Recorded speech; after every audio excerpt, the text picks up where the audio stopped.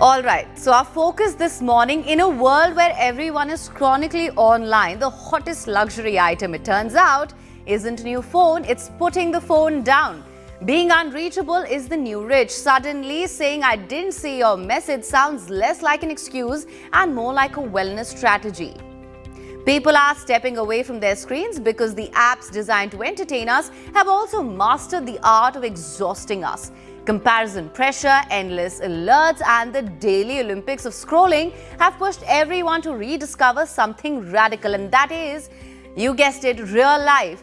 And offline living has become a full-blown aesthetic, a marketing strategy of sorts. Even phone-free meals, tech-free zones, cafes that proudly announce no photos, no reels, no content creation, just vibes. Even board games and crafting are back because nothing says rebellion like a jigsaw puzzle in 2025. Brands are selling it as a premium wellness, but honestly, it's just fatigue. Everyone's tired. Social media time is down 10% since 2022. Teens, you wouldn't imagine, are logging off more, and engagement is finally flattening after a decade of non-stop growth. And the benefits? Well, there are plenty. They're actually good: better focus, lower stress, deeper sleep, and that extremely vintage feeling of talking to a human without checking a notification mid-sentence. In a culture that's addicted to being online, unplugging has become the new status symbol because nothing feels more luxurious today than being not available. And to discuss this further, we're now being joined on the phone as well on our show today. Let's just take a look at how we are seeing this as the new luxury. Offline time is the new status symbol. People are swapping screens for real-world connections. Unplugging feels like reclaiming control over self.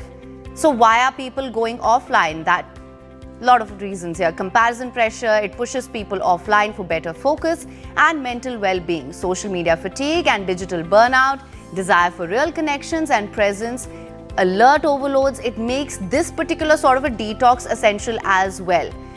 Now, why is this offline living suddenly trending? And brands, let me add, are cashing in on this as well. Offline living being marketed as premium wellness, digital fatigue awareness is growing, as I mentioned earlier. Phone-free meals are becoming more common. Tech-free zones are becoming the normal hobbies. Or should I say, hobbies have always existed. People are just trying to focus on them more. Reading, crafts, board games are making a comeback, and cafes are promoting these no photo, no phone experience zones as well. And of course, joining me for this conversation, as I was mentioning earlier, is Dr. Nisha Khanna, Senior Psychologist. Thank you so much for joining me on the Breakfast Club this morning. Yeah, thanks for the opportunity. Of course, now let's just get right into this. Is going offline genuinely a wellness choice, or is it just the newest status symbol, a marketing strategy that brands are cashing in on for people who can afford to, well, let's say, disconnect? I would say it has benefits or pros and cons as well. If you talked about the pros, basically, definitely we are too much into the algorithm of that, where we want to update each and every single thing what we are doing. And especially today's, if you talked about the Gen Zs or influencers, that makes a trend for everything. They are putting up their views, they are doing, sharing each and everything of their single aspect of life. And definitely, when people saw those things and they started comparing themselves with them, and they are also very curious to know or do certain things where we put on social media what they all are doing.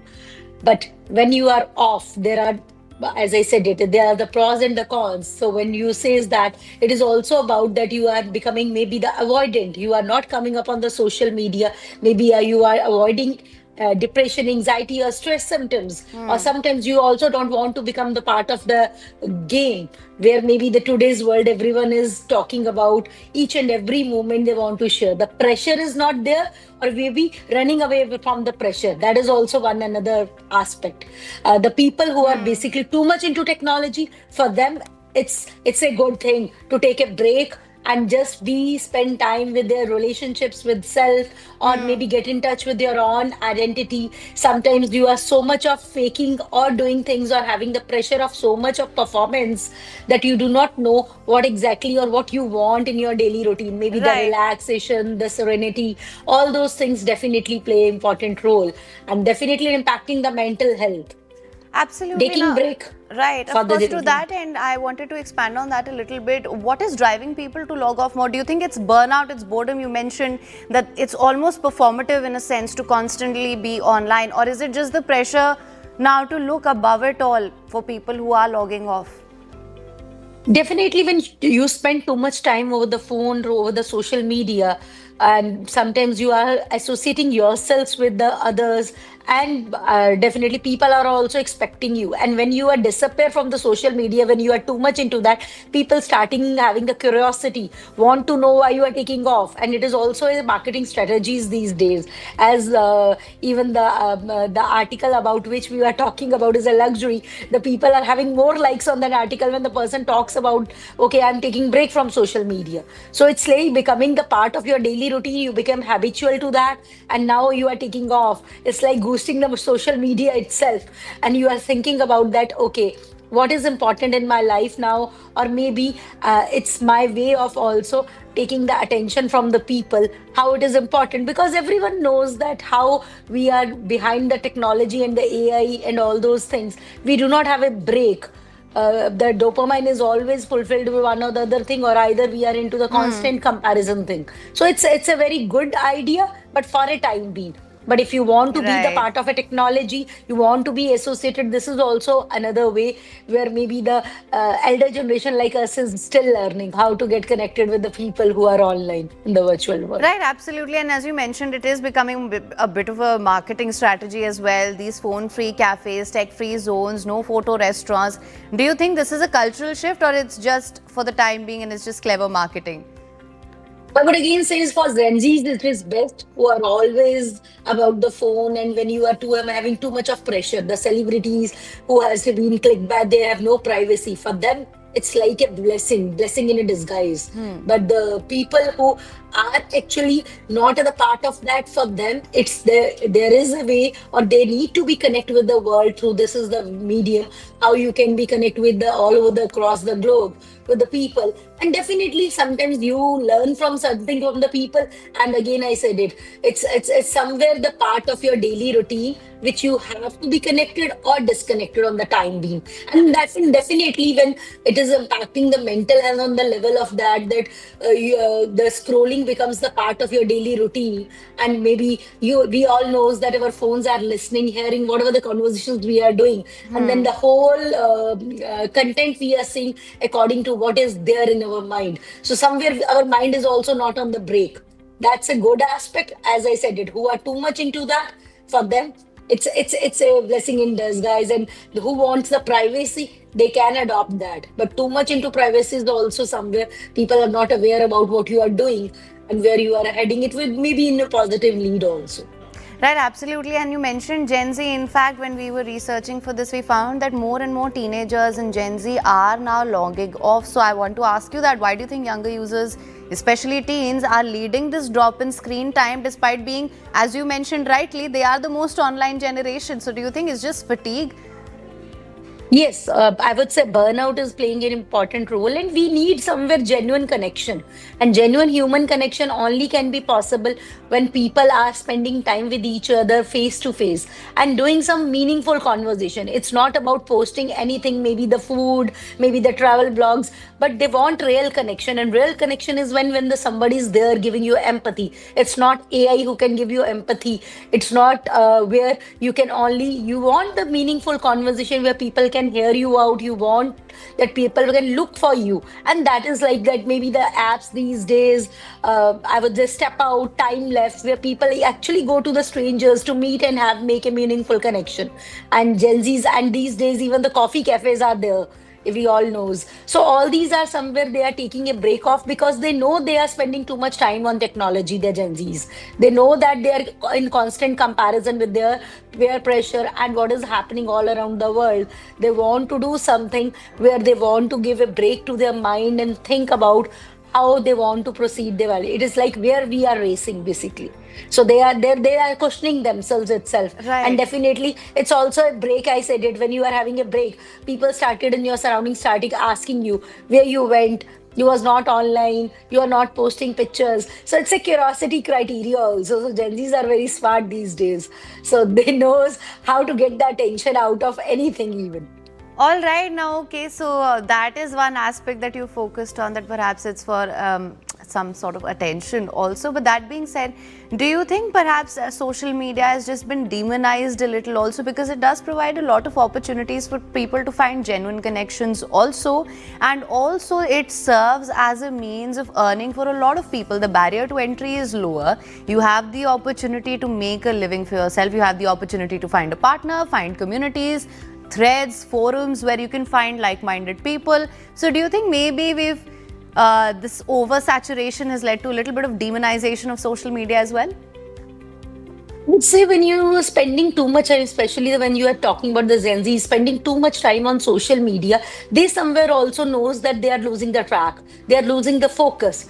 Somewhere you want in life the stability, and that is always coming from some when you are maybe taking a break and off from the things. Maybe when you are connecting with the people in your surroundings. If you are spending too much time on phone, it's like you are going to a restaurant and the two people or three people or the four people are sitting together. They are using their phones, and when they are off, then only they do the genuine conversations. What they are looking, they are focusing on what they are eating. So it's like everything what we are consuming in the world of social media, and when you are consuming, you have an intentional choice what you want to talk about.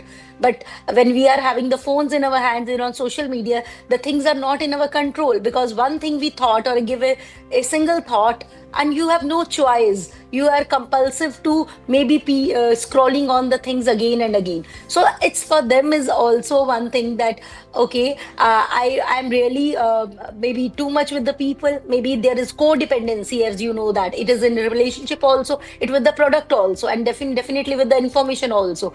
Like people are diagnosing lots of illnesses these days by their own. Okay, I'm having depression, I'm having FOMO, and this is another thing is that.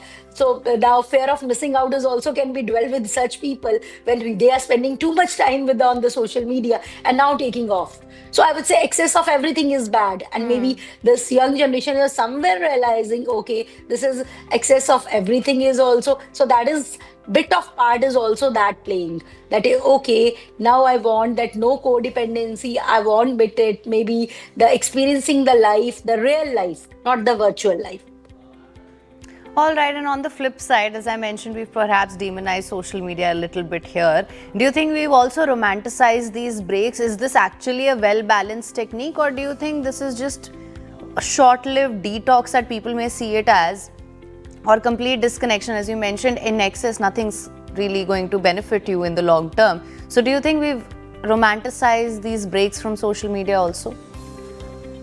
I definitely says that because the information also we are getting from the social media or from this world, where when we are in technology, even for your career growth, you have to be the part of this AI or with the be in touch with the social media, what is happening all around the world. But vice versa, when you are choosing to take a break, it's also recharging your own batteries. But recharging is somewhere, I would say that it should not be like that you are completely off from that.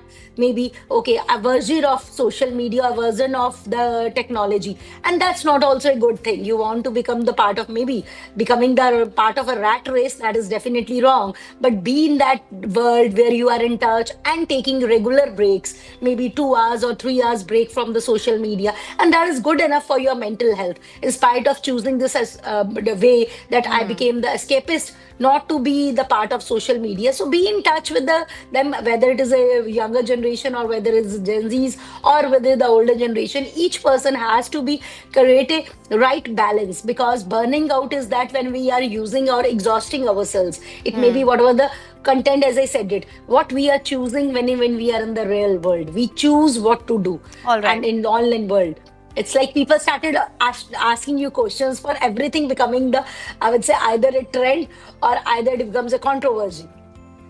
All right, Dr. Ghana, thank you so much for joining us on the Breakfast Club with your insights on this.